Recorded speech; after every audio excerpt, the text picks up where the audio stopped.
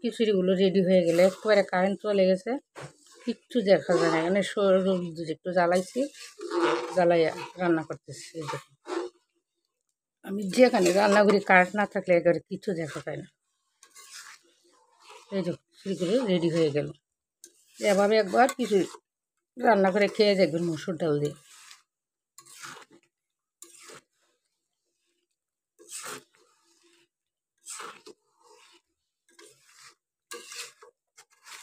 যদি আমার রেসিপিটা ভালো লাগে তাহলে একটা লাইক কমেন্ট করবেন আর শেয়ার করতে ভুলবেন না। চ্যানেলটাকে সাবস্ক্রাইব করে আমার পাশে থাকবেন।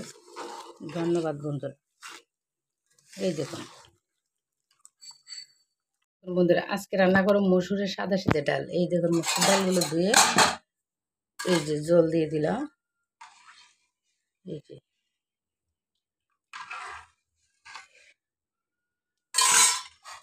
এবার ডেকে দিলাম। এই দেখুন ডালগুলো একেবারে ফুটে গেছে, একেবারে সাদা সিধে খিচুড়ি, এর মধ্যে কিচ্ছু দেবো না। এই দেখুন এবার চালগুলো দিয়ে দিয়েছি, এগুলো নর্মাল চাল, সিদ্ধ চাল। যখন মনে চাইছে ইচ্ছে হয়েছে সবগুলো খেয়ে ফেলতে হবে। যে এই মুহূর্তে ঘরে কিছু নাই তাহলে কি আমরা খিচুড়ি খাবো না? এই দেখুন, এই যে দিয়ে দিলাম। এর মধ্যে দিয়ে দিলাম আদা আর কাঁচামরিচ থেতলিয়ে দিয়ে দিলাম।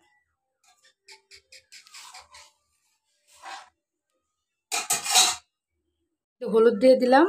এবার এর মধ্যে লবণ দিয়ে দেব।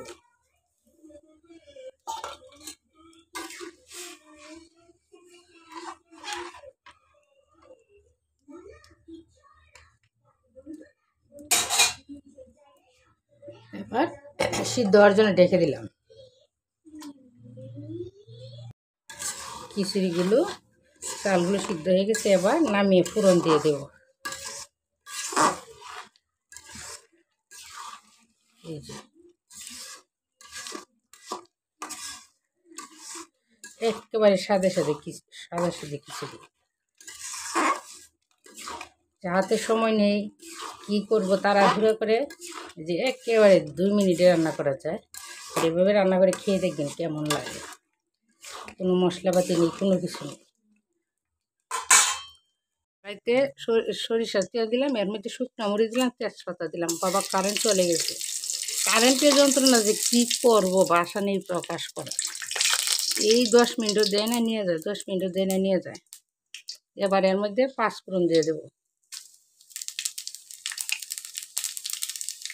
সারা রাত তো গেলে ঘুমাতে পারি না কারেন্টের জ্বালা, সারা রাত তো কারেন্টের নেই। এর সাথে দিচ্ছে মনে হয় 5টা দিতে আবার নিয়ে গেছে। বেলা 8টা বাজতে বাজতেই কারেন্ট নিয়ে গেছে আবার। এবার এর মধ্যে একটু আদা কাঁচামরিচ দিয়ে দিলাম।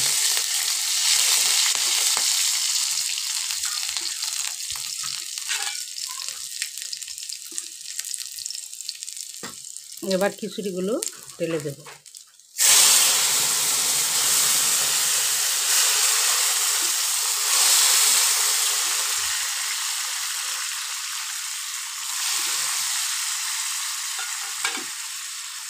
এখন খিচুড়িগুলো রেডি হয়ে গেলে একবারে কারেন্ট চলে গেছে, কিচ্ছু দেখা যায় না। এখানে একটু জ্বালাইছি, জ্বালাইয়া রান্না করতেছি। এই দেখুন, আমি যেখানে রান্না করি কারেন্ট না থাকলে একেবারে কিছু দেখা যায় না। এই যে খিচুড়িগুলো রেডি হয়ে গেল।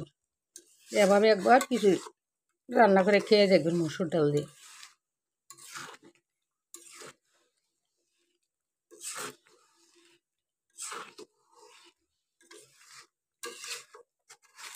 যদি আমার রেসিপিটা ভালো লাগে তাহলে একটা লাইক কমেন্ট করবেন আর শেয়ার করতে ভুলবেন না। চ্যানেলটাকে সাবস্ক্রাইব করে আমার পাশে থাকবেন। ধন্যবাদ বন্ধুরা। এই দেখুন।